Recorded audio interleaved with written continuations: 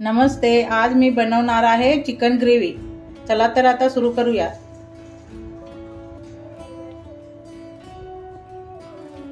तुले आहे खोबर खिसून घेतलेला आहे, ते भाजून घ्यायचं आहे।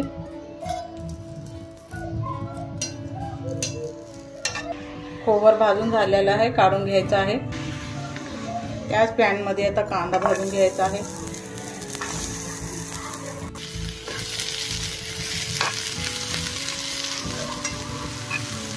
तेल टाकून घ्यायचं आहे। त्याला लालसर कलर येईपर्यंत भाजून घ्यायचं आहे। भाजून झालेला आहे, काही काढून घ्यायचं आहे। भाजलेलं खोबर आणि कांदा भाजलेला आणि कट केलेले टमाटे हे आपल्याला आता मिक्सरला वाटून घ्यायचं आहे।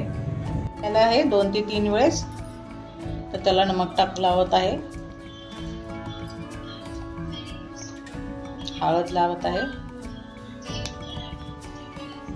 अद्रक लसूणचा पेस्ट एकत्र करून सगळं मिक्स करून घेत आहे। याला पाणी न घालता थोडंसं शिजवून घेणार आहे। आता अशा प्रकारे शिजवून घेतलेलं आहे मी चिकनला। आता फोडणी टाकून घ्यायचं आहे। गॅसवरती कढई ठेवलेली आहे, त्यामध्ये मी आता तेल टाकत आहे। त्यामध्ये खडा मसाला टाकत आहे, शाजीरा थोडासा, खसखस थोडंसं, जीरा अर्धा चम्मच, अद्रक लसूणचा पेस्ट,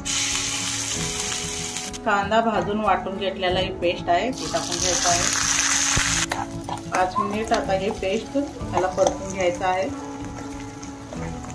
त्यामध्ये आता टमाट्याचा पेस्ट केलेला आहे ते टाकून घ्यायचं आहे। 1 चम्मच नमक, 2 चम्मच लाल तिखट,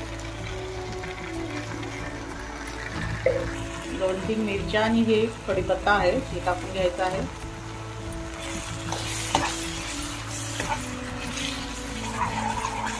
खोबरं भाजून वाटून घेतलेलं आहे ते टाकून घ्यायचं आहे।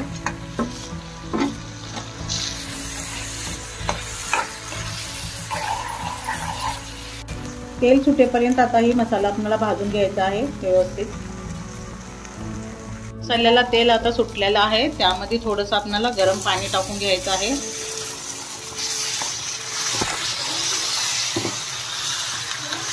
आणखीन याला 5 मिनिट शिजवून घ्यायचं आहे। मेथी आहे हातावर असं चोळून ती टाकून घ्यायची आहे थोडीशी। कसुरी मेथीने स्वाद एकदम चांगला येतो। मध्ये आता शिजवलेलं चिकन टाकून घ्यायचं आहे।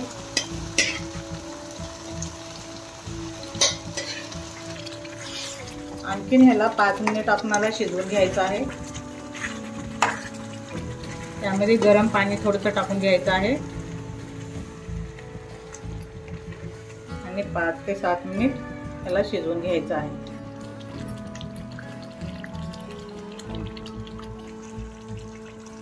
आपले 5 ते 7 मिनिट झालेले आहेत। गॅस बंद करूया। आपली ग्रेव्ही रेडी आहे। त्यावरती कोथिंबीर टाकून घेऊया।